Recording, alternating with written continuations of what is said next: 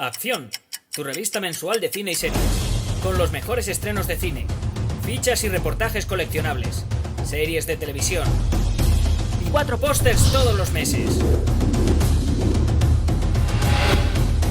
Búscala en tu kiosco.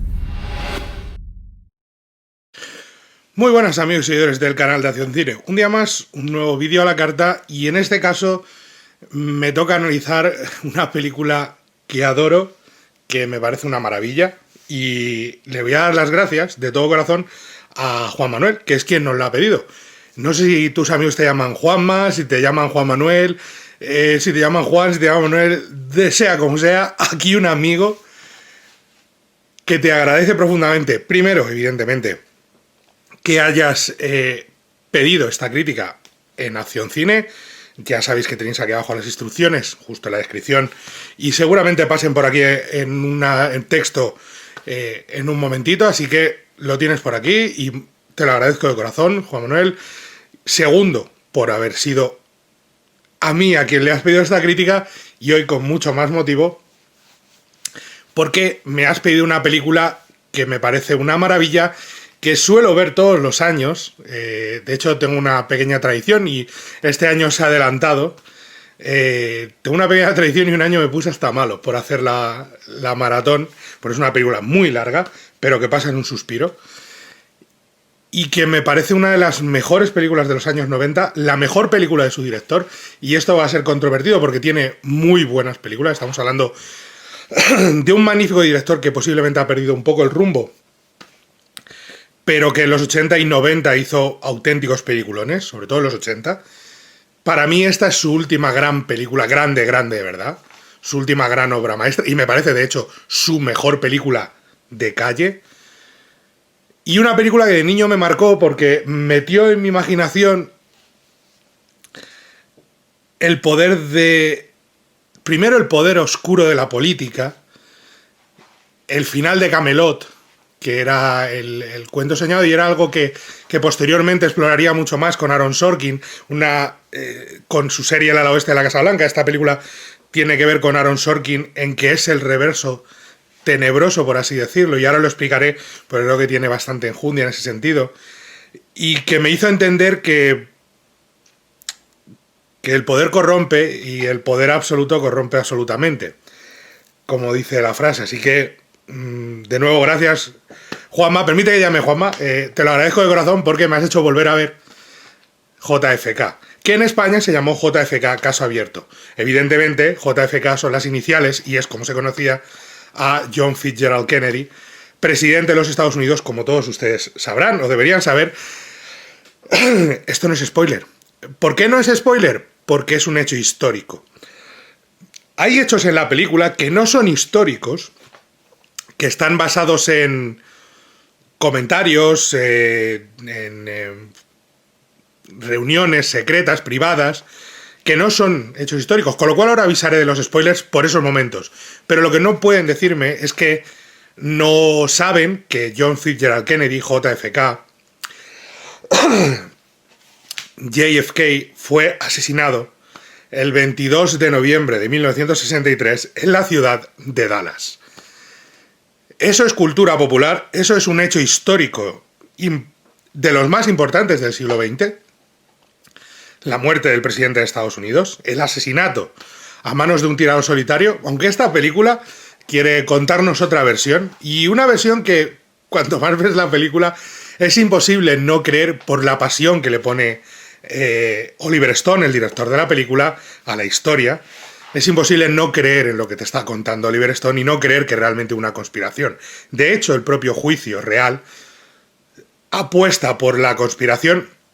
Y pese a que muchos, y os recomiendo que investiguéis, yo he leído el libro que es en el que se basa esta película, que es el libro del fiscal, el fiscal que interpreta Kevin Costner, el protagonista, Jim Garrison, un fiscal real que aparece en la película. De hecho, irónicamente, apareció en la película poco antes de morir, murió poco antes del estreno de la película o durante el estreno de la película.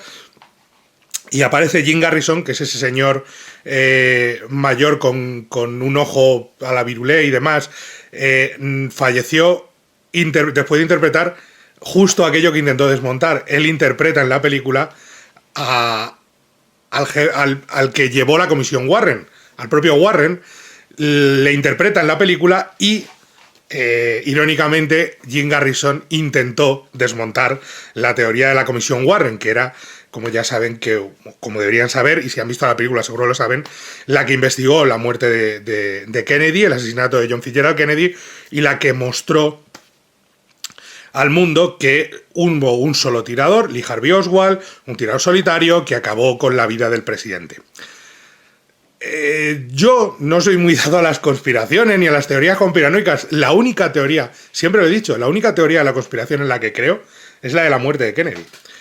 No sé por qué, porque esta película me caló hondo, porque luego leí el libro de Jim Garrison, porque leí otros libros. De hecho hay un libro, no me recuerdo el título, que también he leído varios libros. He leído los libros, algunos de los libros que desmontan las teorías de Jim Garrison, que es una investigación de un fiscal de los Estados Unidos, el único que llevó a alguien a juicio por la muerte de John Fitzgerald Kennedy, que es lo que cuenta la película. Porque recordemos que Lee Harvey Oswald fue asesinado camino en un traslado por Jack Ruby, miembro de la mafia local, que en un acto de patriotismo mató a Lee Harvey Oswald. De nuevo, estos son hechos históricos, no es spoiler. Pero como van a mezclarse los hechos históricos con los de la película, a partir de aquí sí aviso que va a haber spoilers. Puede haber spoilers sobre la trama de la película porque hay un par de momentos que quiero enmarcar y que quiero señalar como muy importantes, que son ficticios, porque nadie sabe cómo sucedieron realmente. Y algunos son incluso cosecha del propio Oliver Stone. Como les digo, la película, que parte del asesinato de Kennedy, nos cuenta la historia de Jim Garrison, un fiscal de Nueva Orleans, ni más ni menos, en Luisiana. Un tipo que no tiene nada que ver con Texas, ni tiene nada que ver con Dallas, pero que por azares del destino resulta que descubre que hay una conexión entre el asesinato de Kennedy, o que puede haber una conexión entre el asesinato de Kennedy y varias personas de Nueva Orleans. Lo que él llama la conexión Nueva Orleans, porque Lee Harvey Oswald tenía contacto con algunas de aquellas personas que se movían en los círculos más importantes de Nueva Orleans. Entonces empiezan a tirar de la madeja sin importar demasiado muy bien lo que estaban haciendo, sin darse cuenta, hasta que años después se dan cuenta de que algo está pasando, algo grande está pasando, o de que pueden estar ante algo, y empiezan a investigar en serio. Lo cual provoca, pues, de todo. Hasta que llega un juicio en el que exponen la teoría y en el que intentan condenar a una persona, a un personaje muy importante de la política local de Nueva Orleans, como co-conspirador en la muerte del presidente, y demostrar que hubo una conspiración real que mató al presidente Kennedy, presentando todas sus teorías. Con ese momento final, que es el juicio, que ocupa casi una hora, pues nos intentan demostrar eso. Oliver Stone nos dice, hubo una conspiración para matar a Kennedy, no importa, porque el hecho histórico, repito, a partir de aquí hay spoilers, el hecho histórico real es que Kennedy murió.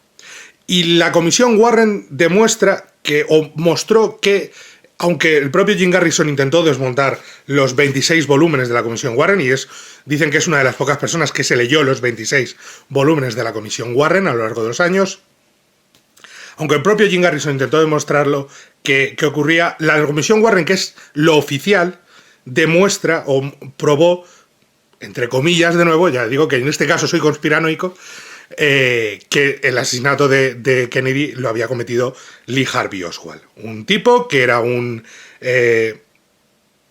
cubano, o sea, un simpatizante cubano que había participado, de hecho había estado en Nueva Orleans y por eso la conexión, que podía trabajar para la inteligencia cubana o para la inteligencia rusa, había estado viviendo en Rusia, estaba casado con una mujer rusa, aún así había renunciado a la nacionalidad norteamericana y aún así le dejaron volver a Estados Unidos, le devolvieron la nacionalidad. Todo sonaba a que era inteligencia americana y que había jugado el papel de doble agente, de que primero había desertado a los rusos. Pero de nuevo, todo esto es una historia que hay que creerse, porque no hay ningún dato de la CIA realmente demostrando que fuera un operativo de inteligencia, ni siquiera del ejército, de la Armada, que demuestre que Lee Harvey Oswald era un operativo de inteligencia. No hay documentos que demuestren que hubo una conspiración, no hay nada en ese sentido que demuestre que hubo una auténtica conspiración. Lo que sí hay son indicios, y la película señala esos indicios.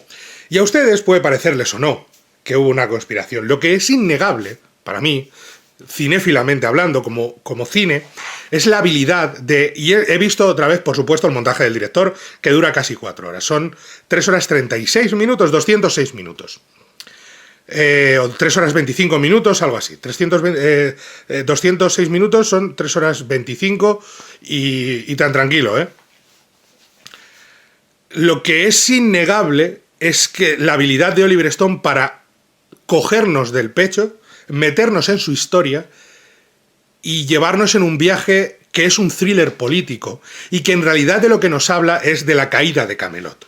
Hay que recordar que para los americanos, para muchos americanos, John Fitzgerald Kennedy era el sueño, era en gran medida parte del culmen de la política norteamericana. Era un político muy atractivo, muy carismático, resuelto a cambiar las cosas, muy interesado en aplicar los derechos civiles. Era el rey Arturo, era Camelot, que es algo que posteriormente el ala oeste de la Casa Blanca, por eso se lo decía antes, intentó cambiar o formular de otra forma con un presidente interpretado por Martin Sheen que estaba modelado a imagen y semejanza de John Fitzgerald Kennedy, de raíces irlandesas, católico, muy carismático, con un secreto, en el caso de Kennedy era que era muy mujeriego, aquí una enfermedad. Ya saben cómo va el ala oeste.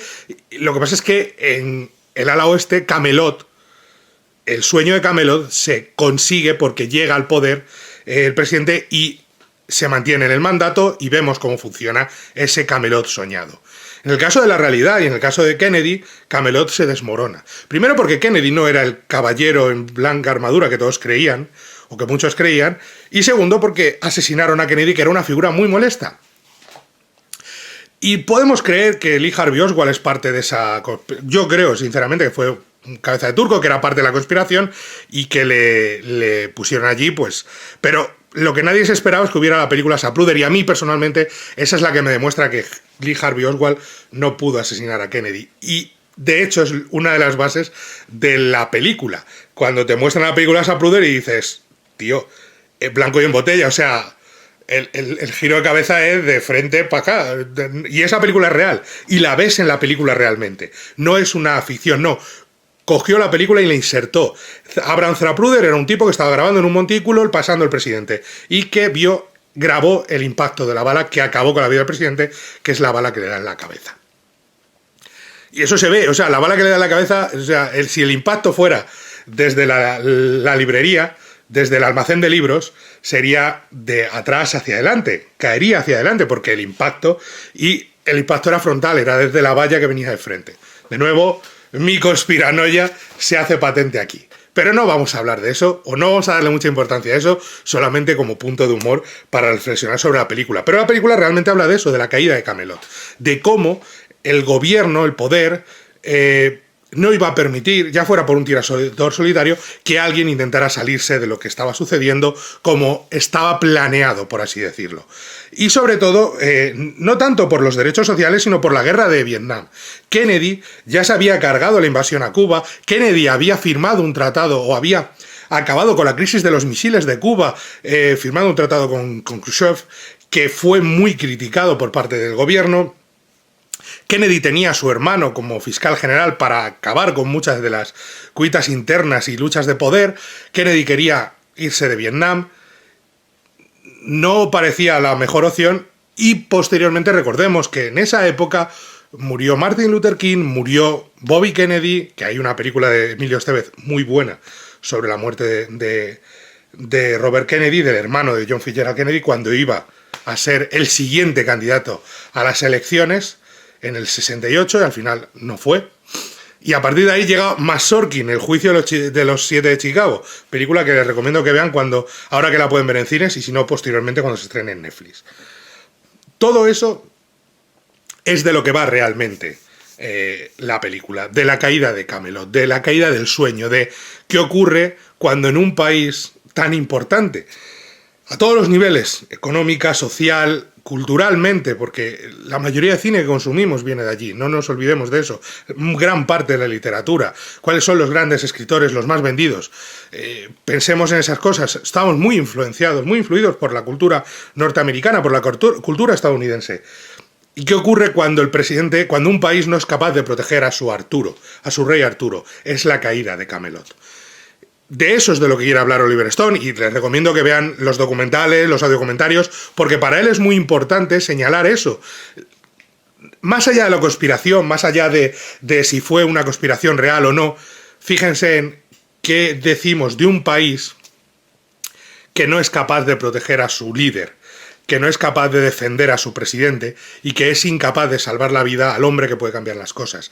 Si eres el país más importante, muy entre comillas, del mundo.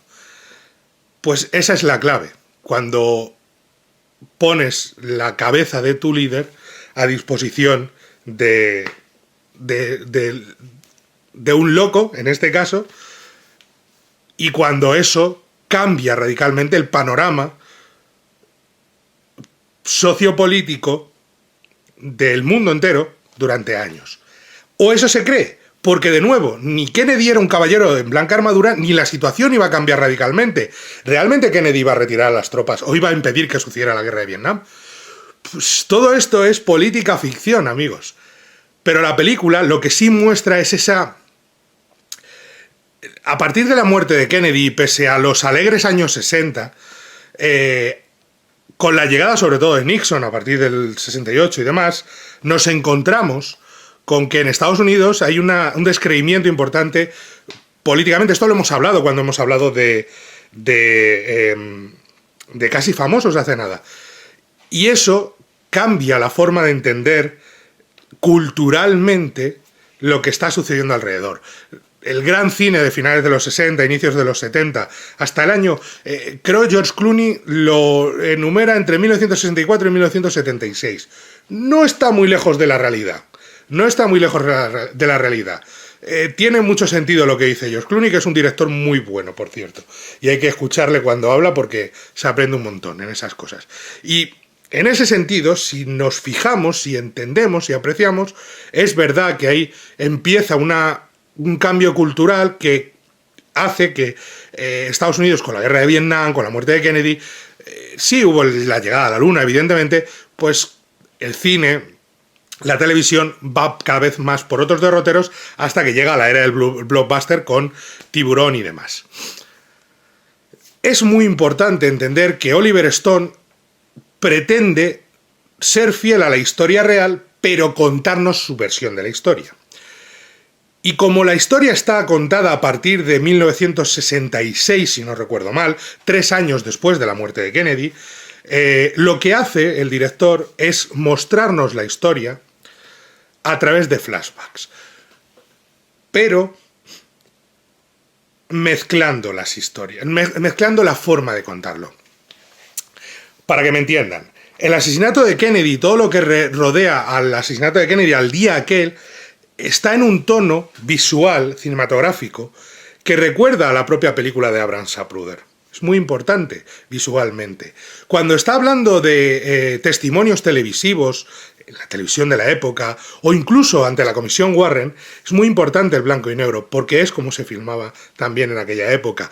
Y hay una escena, de hecho, en la que sale Vincent D'Onofrio, muy brevemente, que es un padre que llevaba a su hijo, y con su mujer, que estaba delante del presidente, con el que habló la televisión, y está rodada en blanco y negro. Es importante que esté rodada en blanco y negro.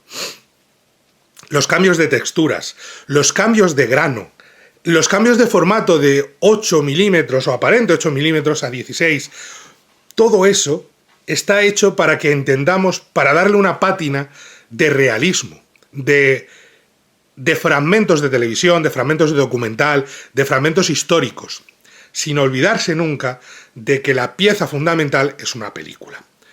Y es narrativamente imprescindible que el espectador siga el hilo de la historia. Por eso el montaje ganador de un Oscar en 1992, la película ganó 2 Oscars, uno a montaje, Pietro Scalia ganó el Oscar por esta película y Richard Robertson a fotografía. La fotografía es espectacular, Richard Robertson, Pietro Scalia, Ridley Scott, pero Robertson es un tipo que ha trabajado creo que estoy diciendo bien su nombre, pero ha trabajado con algunos de los mejores directores de Hollywood, es el habitual de Quentin Tarantino, ahora mismo, ha trabajado en muchísimas películas de Martin Scorsese, muchísimas, desde Casino hasta Límite, hasta el documental de los Rolling Stones, hasta El Aviador, ha trabajado mucho con Martin Scorsese, La Invención de Hugo, por ejemplo, y trabajó muchísimo con Oliver Stone, Salvador, Platoon, Wall Street, Esta, Giro al Infierno. No estamos hablando de un tipo que no sepa lo que hace. La fotografía de la película es espectacular, por eso mismo, porque sabe cómo mezclar esos elementos y sabe hacer que el espectador no se pierda. Consigue que nosotros formemos parte de la trama, de la historia, nos hace partícipes como cuando estamos viendo un documental, más que una película. Queremos saber qué va a pasar a continuación, sabemos qué pasó. Solo hay que coger un libro, solo hay que coger internet hoy en día y mirar cómo fue el juicio. Y dices tú, joder, qué desastre. Perdieron, claro, perdieron. Nadie ha sido condenado por la muerte de Kennedy. El tirador loco murió. Entonces la película juega muy inteligentemente a mezclar esas imágenes para que los flashbacks siempre aporten un dinamismo visual, un aspecto inesperado. No sabemos cómo nos lo vamos a encontrar, si van a ser de una forma u otra, si van a tener un tono u otro. Juega mucho con eso, con esas imágenes difuminadas. Por ejemplo, fíjense cuando hace las reuniones secretas que cuentan en un momento determinado que pudo haber en las que decidieron matar a Kennedy.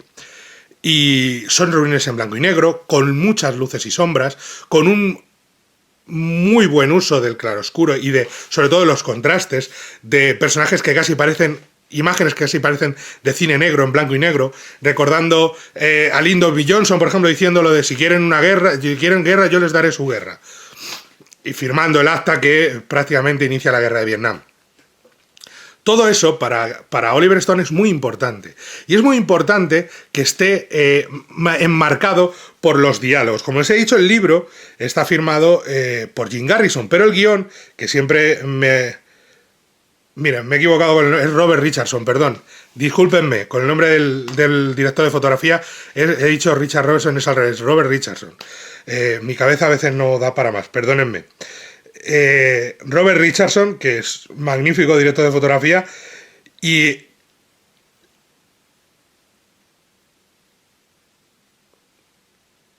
Zachary Sklar, que es el guionista, co-guionista de Oliver Stone a la hora de adaptar el libro de Jim Garrison.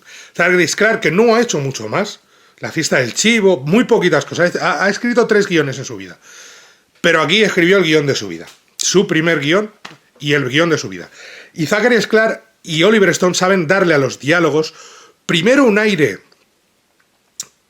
de cotidianidad, de cierto realismo, pero de épica. Para él es muy importante que todo tenga un tono épico, grandilocuente incluso, lleno de fuerza, lleno de frases casi legendarias, de momentos como casi one-liners, pero muy bien expresados por un reparto que lo defiende a las 1000 palabrillas. Fíjense en frases como lo de llevo dormido demasiados años, debo despertar, cuando dice que lleva 3 años dejando que pase el tiempo sin intentar descubrir quién mató a Kennedy. Momentos como las frases de un maravilloso Donald Sutherland que roba la película en los 10 minutos 15 que aparece en pantalla, como el señor X o el general X, o el comandante X, que es un personaje que nunca sabemos su nombre, que dice el autor que Jim Garrison dice que se encontró con él, en el libro cuenta la misma experiencia, pero que por supuesto lo agranda y lo colora, lo colorea y le da forma Oliver Stone en la película. Y eso hace que todavía se disfrute más esa escena, que es mi escena favorita de la película, de calle. Porque es cuando se resuelve el caso, por así decirlo. No es fácil combinar esos dos aspectos de guión, créanme. No es fácil hacer que una película de 3 horas y media se pase en un suspiro.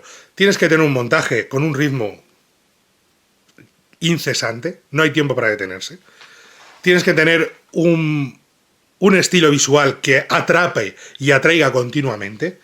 Tienes que tener un guión que no solamente sea interesante con esa naturalidad y esa epicidad, sino que tenga esas dosis de thriller, de querer saber qué va a pasar a continuación continuamente, pero esto no lo sabía, esto quiero saberlo, pero esta teoría pero esto es real, ¿cómo pudo ser? ¿Cómo pasó aquello? ¿Es real esto de los varios Lee Harvey Oswald? ¿Es real que a Lee Harvey Oswald le mataron en un garaje rodeado de policías, nadie impidió nada? Todo eso, que lo vamos a ir viendo, nosotros nos lo van contando y vamos diciendo, Dios, esto es es un shock continuo y es muy intrigante, quieres saber más. Por eso el guión es tan importante. Y por eso la elaboración de ese guión con Zachary Clark y con Oliver Stone mueve perfectamente ese hilo narrativo y nos mantiene pegados a la butaca con eso, con esas mezclas y con otros elementos como, por ejemplo, una increíble banda sonora, y aquí no puedo olvidarlo, porque es una de mis bandas sonoras favoritas, de mi compositor favorito de bandas sonoras, que es John Williams, pero aquí, primero, es el tono triste, casi de funeral, que tiene la banda sonora, con esos tambores, con esa sección de viento, a veces con un solo instrumento, tan melancólica, con ese tono casi de himno que tiene, que si ustedes escuchan la banda sonora y luego posteriormente escuchan la banda sonora del ala oeste de la Casa Blanca, verán que una bebe de la otra. Quiero decir, Snuffy Walden, que es el músico del ala oeste, evidentemente dice que bien funciona esto en JFK, vamos a hacer algo similar, porque quería Aaron Sorkin algo parecido. También lo cuentan en los documentales del ala oeste. Y aquí esa banda sonora, cómo sube, con ese tono, con esa carga de tristeza, pero de levantarse y seguir luchando, de Jim Garrison intentando demostrar algo, luchando contra un Quijote, luchando contra molinos de viento, creyendo que son gigantes, creyendo que puede derrotarlos. La banda sonora lo encumbra totalmente y lo mueve a un tono simplemente sensacional. El momento del final de la película es una auténtica delicia, pero empieza con el arranque, incluso con la muerte de Kennedy, todo eso, ese disparo y ese levantarse en mitad como si fuera un sueño, todo eso, la banda sonora lo acrementa, porque los tambores suenan casi como disparos muchas veces, en la tensión, esas secciones de thriller puro, con esa música de misterio, de suspense de Williams, es una auténtica pasada. Pero claro, todo esto sería inútil sin uno de los mejores repartos de la historia del cine. Punto. No es broma, no es exageración, no estoy haciendo un Matt Reeves. No estoy diciendo, supera a estos cuatro. No, señores. Estamos hablando de uno de los mejores repartos de la historia del cine. Sin más. Es más, hasta para el papel más minúsculo, a veces buscaban actores que decías, pero ¿en serio? Como el personaje de Vincent D'Onofrio. Que ves a Vincent D'Onofrio ahí y dices, le dará, y sale 30 segundos, un minuto en la peli y dices tú, ¿de verdad? Pero enumeremos, y tengo aquí la lista porque alguno me dejaré. Hasta para papeles secundarios minúsculos, pero tenemos, por ir empezando con algunos de los secundarios maravillosos, Ed Asner, Walter Matthau, Jack Lemmon, Tommy Lee Jones, nominado al Oscar por esta película al mejor actor secundario, Joe Pesci, que dijo que no volvería a trabajar con Oliver Stone porque era muy exigente, Kevin Costner, por supuesto, nuestro maravilloso protagonista, Sissy Spacek, que hace de su esposa, más nombres que me estoy dejando un montón, Donald Sutherland, que lo hemos mencionado anteriormente, Gary Oldman, que hace ni más ni menos que de Lee Harvey Oswald, Gary Oldman. Más gente, Michael Rooker, por ahí está, Kevin Bacon, por ahí está. Y como me voy olvidando de nombres, vamos a seguir repasándolos porque hay muchos más. Y sobre todo una cosa que a mí me gustó mucho y que creo que es imprescindible notar en esta película. J.O. Sanders también está ahí. Más cosas. Pruitt Taylor Vince en un papel pequeñito, pero muy importante también. John Candy en el mejor papel para mí de su carrera, John Candy, maravilloso John Candy en un papel, ese abogado tan peculiar y tan cabrón, ¿para qué negarlo? Más cosas, más nombres, de verdad, que por los que he olvidado. Tony Plana estaba ahí. Tomás Milian, el actor cubano que es Cuchillo, estaba en estas películas. Estaba aquí metido, por supuesto que sí. Más nombres importantes, imprescindibles, que ya les digo que me olvido porque mi memoria no da para más y me dejo más de uno y más de dos. Ahí está Donald Sutherland, por supuesto. Quiero ver porque... por supuesto, muy importante, otro enlace con el ala oeste. La voz, vean la película en versión original, no aparece en los créditos, lo van a encontrar si buscan. La voz inicial que narra lo que sucede y lo que lleva a Kennedy al gobierno y a la muerte, al asesinato de Kennedy, es Martin Sheen. Otro nombre más. Ron Rifkin, que tiene un papel brevísimo y que solo aparece en el montaje del director, como también solo aparece en el montaje del director, lo cual para mí fue algo decir, no me lo puedo ni creer, cómo puedes perder a esta actriz. Permítame que lo encuentre, porque como todo, siempre se me olvidará y me dejaré a muchísima gente, evidentemente, los nombres de Kennedy, de todos los personajes reales que aparecen en la película de una forma u otra y que fueron, pues, de una forma u otra, parte de esta historia. Walter Cronkite, por ejemplo, dando la noticia en un vídeo real, dando la noticia de la muerte de Kennedy, que es algo, o incluso San Giancana, Alan Dulles, el director de la CIA.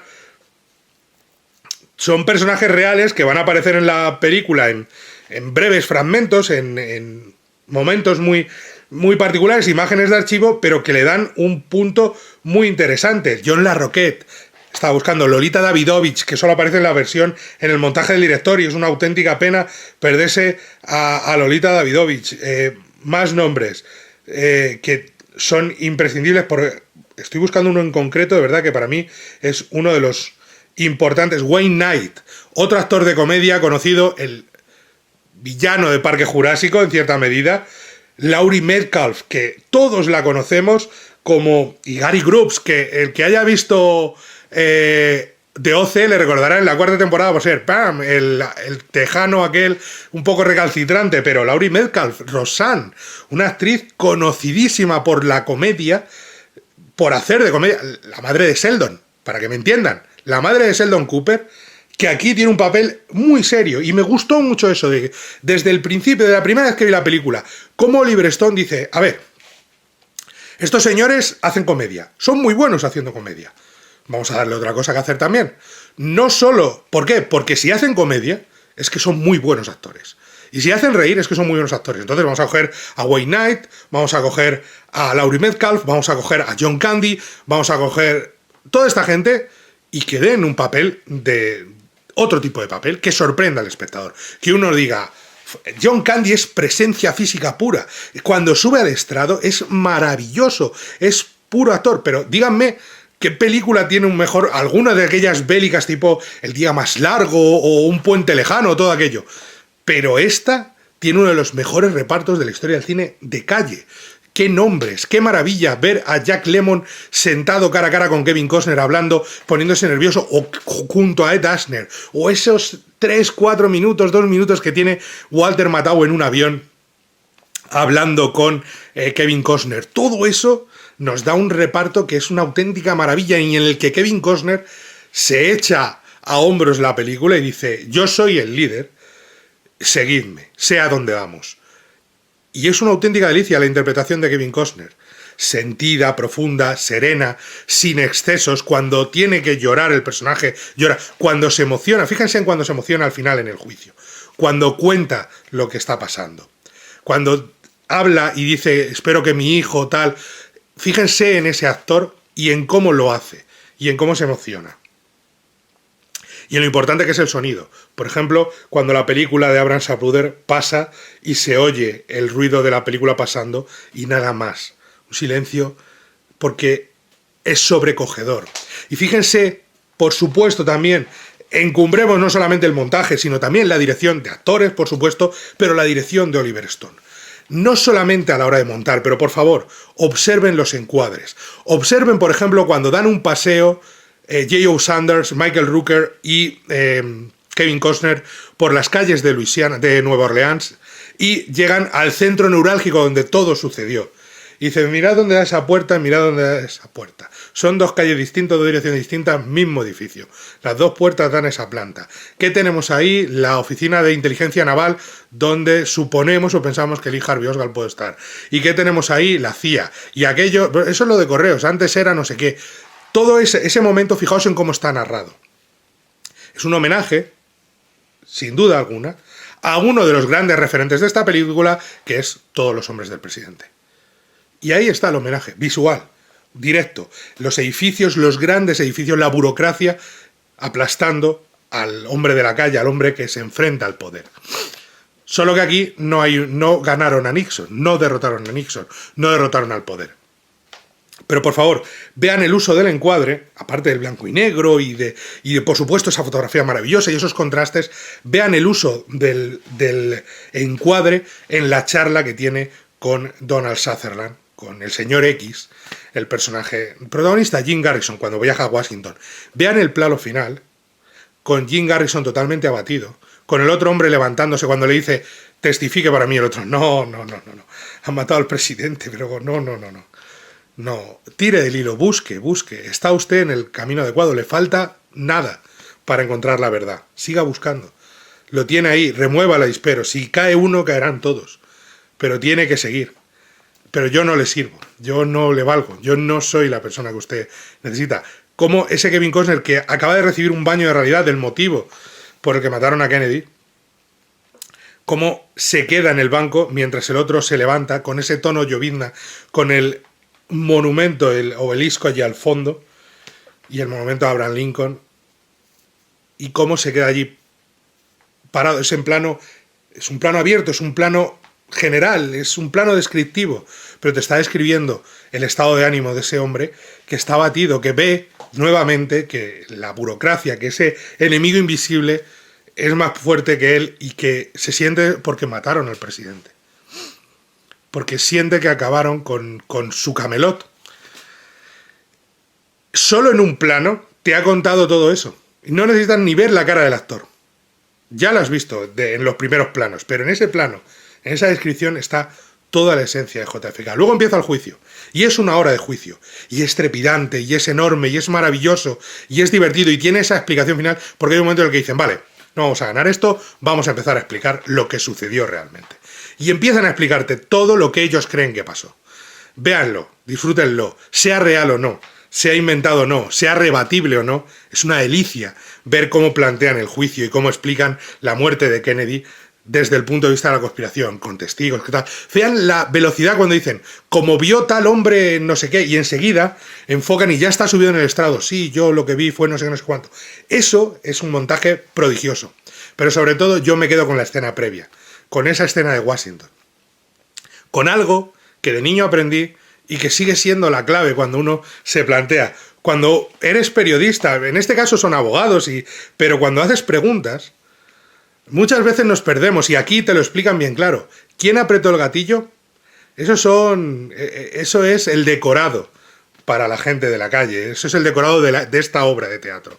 Lo importante, las preguntas, no es el dónde ni el cuándo, no es el quién, la pregunta es el por qué. Cuando empieza a numerar y hace ¿por qué?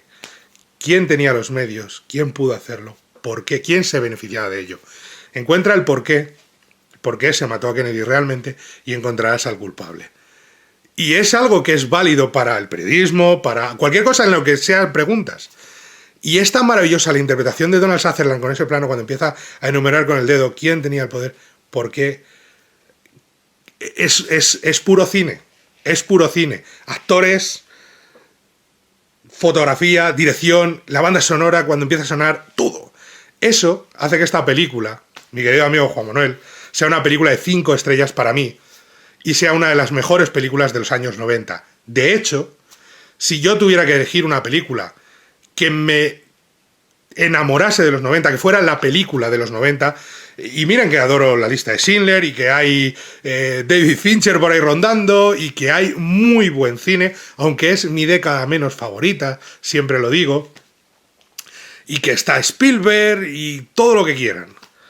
Para mí, la película que define la década y la película que marca, que es una obra maestra dentro de los 90 y que marca el cine, la forma de entender cine y que engloba todo lo bueno que hizo como director Oliver Stone, todas sus paranoias, todo esto, más que Platoon, repito, más que Wall Street, es JFK.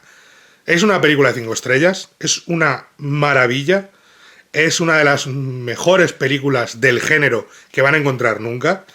Son 3 horas y media, como les digo, que se pasan volando con un montaje increíble, ya lo verán. Y fíjense en esos detalles que les he marcado y en ese uso de los colores, los grises, como no hay colores brillantes por el uso de las películas, pese a la alta definición incluso, que la tengo ahí en Blu-ray, la estoy viendo ahora mismo sobresalir, no importa, fíjense en todo eso y verán que es una forma de narrar, de contar, de hablar, de contar una historia simplemente brutal y una película que te deja demolido moralmente, porque, como les decía, es el final de un sueño y para mí es imprescindible. Y para Oliver Stone es importantísima porque eso supuso el inicio de Vietnam, que es algo que le marcó terriblemente, y por eso Platoon, y por eso Nacido el 4 de julio, y todo eso, y JFK.